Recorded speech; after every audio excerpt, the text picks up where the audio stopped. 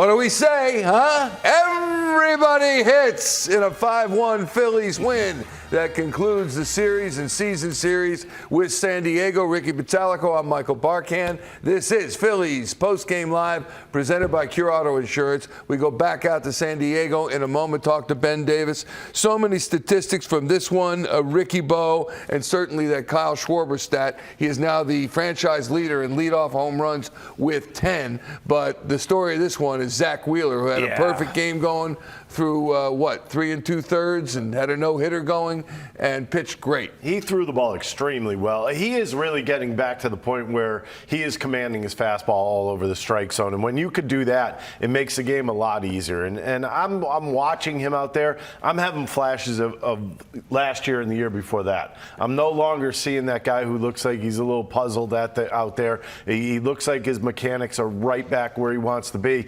And the thing about making adjustments, he was able to make adjustments as the game went on, whether it be just a smidge on the outside corner or going up top at times. He made adjustments. And when we used to talk about when he first got here, the one thing that was very noticeable is that he could make adjustments in game, and I think he's back to that. I think he's feeling pretty comfortable. And I said this during the seventh inning. Yeah, I really think he could have thrown all fastballs today. And his fastball velocity is popping up again. It sure is. All right, good timing. We're going to go to Ben in just a moment. 3-3 road trip for the Phillies. They take 2 out of 3 from San Diego and actually gets outscored in this one, Ricky Bo, in this series because of yesterday. But that no matter. But when you look at this, they're on pace now, 90 wins. And we talked in the pregame program about perspective, and they had lost 4 of 6 coming in. And we said they win today. They've won 3 out of their last 4 games and have done it with guys struggling and kind of coming out of that. I know what the Cubs are doing. I understand what the Cubs are doing. I will say this much: I still think the Phillies are the best team in the playoff race for that wild card right now. And I think on paper they're definitively a better team. If they could really settle in with a number 3, number 4 starter right now, I think that just makes them a more dangerous team as we get towards the end of September. But right now, I mean, you look at today. You had some guys struggling. Obviously, Bryce Harper was struggling. Comes up with a big hit in this ball game and a couple RBIs. And it wasn't just him, though. I always say this, when you look up and down the order and you see that everybody had a part in a ball game, that's going to carry over to the next game. Because you had 9 guys start this ball game for the Phillies. All 9 of them ended up with a hit. Yeah. Special win today by the Phillies. Let's go out to Bunny is the guest. Let's check it out for the crossover. There he is in the booth in San Diego. Hello, Benjamin. What's going on? What do you think of this win today? Because they're facing Michael Wacha, who's a solid veteran pitcher with an ERA of 2.85 coming in. It's now pushing 3 thanks to the Phillies. But this was not a slam dunk, and yet they made it one by the game's end.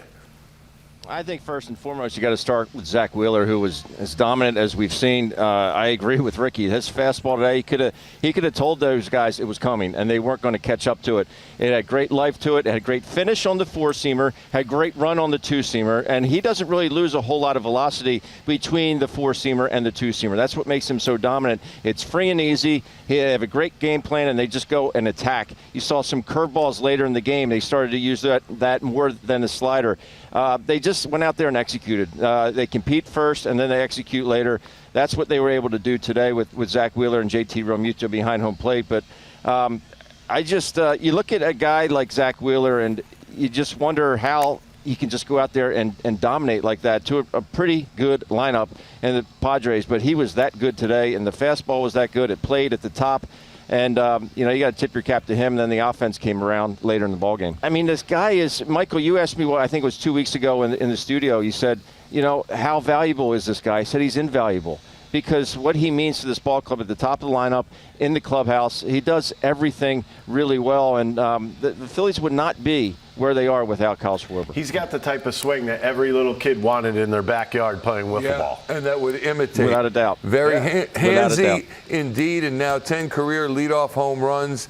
And that's pretty special because you're starting with a lead when Kyle Schwarber is at least 10 times when Kyle Schwarber's at the bat. When you look at last year at a 46 home run total, and he's got 41 now, and there are 23 games remaining, it's like a math problem, Ben. What do you think for his total this year?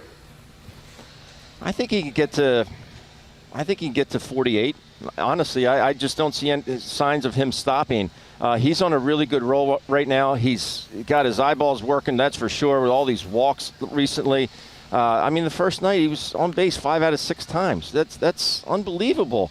And as a pitcher, there's really just no way you can pitch him because he can go out to left, he can go out to center, which we saw today, and obviously he can pull one to his pull side. So it's a nightmare. And everybody else in this lineup, they're continuing to hit as well. Bryce Harper, I always like to see him get that knock today. That was huge. 2-out knock. I know it's been a grind for him on this road trip, but he was able to come up big. That was a huge hit later in that ball game to score a couple guys with 2 outs because the Phils were only 3 for 13 with runners in scoring position. I think that's what the final stat was. But it's just, it's a nightmarish lineup that this Phils are throwing out there right now. And a nightmarish performance by certainly Zack Wheeler. My goodness. When you look at what he has done this season, and when you look at what he did today, and he was insistent on pitching on his normal day's rest. That's what it was all about. And I think Zack Wheeler is kind of a throwback to that type of situation. I just like his attacking mode. I mean, we see so much in the game where there's so many nibblers and kind of, I want to be in this area and that area only. I like that he uses all aspects of the plate. Ben, he attacks. With regard to the game plan and the call, and Wheeler in particular, does JT put down the signal and he just throws the ball, or is the game plan on Wheeler's plate? Well, it's on everybody's plate. I mean, they meet every day. Garrett Stubbs, JT, and the starting pitcher, they meet every day to go over the game plan. They had obviously a game plan early, and they were able to stay with it because it was working really well. Obviously, it was attacked with a fastball, and that's what they did today. We as catchers, Michael, we just make suggestions. That's all we do is make – the guy on the mound is the one that has to decide whether or not that's the right pitch for him in that particular moment. But, down deep, when all that sequence is over, you want to make sure that your pitcher has 100% conviction in that particular pitch that he's thrown, and that's what they were able to do today. Producers make suggestions, too, and they're not just suggestions. You got to follow them. He told us to get rid of you. We've got to go.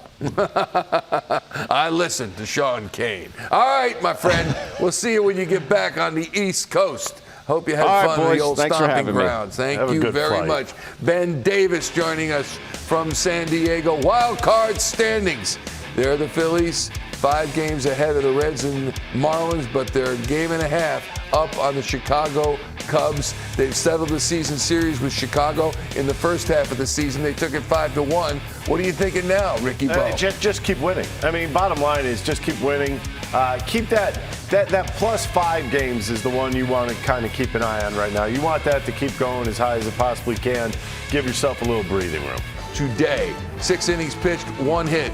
And again, 3 2/3 innings in, he was perfect, and then he gave up a hit in that inning. But that was it, 1 hit, no earned runs. Broken bat at that. Mm-hmm. I mean, this is a guy that just went out there and took the bull by the horns. This was a big game for the Phillies. Phillies had to go out there, take the series from the Padres. They needed the ace to step up. He did. Maybe he's getting into that groove. I think so. Maybe I'm saying something a little prematurely. I like it. But I think he's getting in that groove. He's really starting to throw the ball extremely well. Look at these numbers since 2021 against San Diego in 6 starts, including the postseason.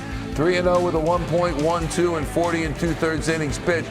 Just 5 earned runs allowed, 48 strikeouts to just 3 walks. That's pretty good. Special performance. There's no doubt. That is special. And I said it's all about confidence. When you're going in there's certain fields that you feel more comfortable in. You look at him against the Padres right now. He knows he owns them. And the Padres on the other side of that coin are saying, "Oh, great, here comes Zack Wheeler. We haven't touched him in a year. What makes us think we're going to touch him now?" 11-6 and a 3.49 ERA. Here's his manager, Rob Thomson, post-game. Rob, what did you see from Zack Wheeler today? Just really good stuff. Good command. Executed everything. Velocity was good. He pitched really well. That's his. 1 walk today, so that's the first walk he's had in 3 starts. I don't know how many punch outs he had. 7 punch outs. He's throwing the ball great. He really is.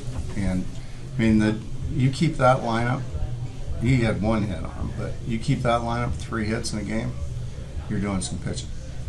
I feel like that's what an ace-type pitcher does. End of a road trip, rotation's kind of gotten beaten around a little bit the last day. Steps up for you there. Yeah, no doubt. And really, if it was a different day, I would have sent him out for another one. But coming off, he's on regular rest today. He'll get an extra day this time coming out. But I thought he pitched great. And you remember? Sorry. How helpful has it been, just broadly speaking, to have him be someone who can give you like 6-7 innings? Oh, it's always great. It just gives the bullpen another day of rest, really, or some of them anyway. We didn't have to use Alvey today. We didn't have to use Kimbrel today. Didn't have to use Soto today. So that's huge. And this time last year, he was on the injured list. There was a little bit of question about, his preparedness. I mean, how much better do you feel right now about, him as you get into the stretch run? Oh, I mean, really good. I really do. He looks like he's maintaining his velocity. It's 97 I'm seeing, and he looks strong coming down the stretch. So just got to keep him there. Talked about pregame. Bryce needs to go middle, opposite way. Yeah, that was a big hit. Because we short release off the game, and then we load the bases, and then we don't score. And then we had opportunities after that. Wheeler's dealing, so those are scary games. And then so when he gets that base hit to put us up 3, I thought that was huge. Let everybody breathe a little bit.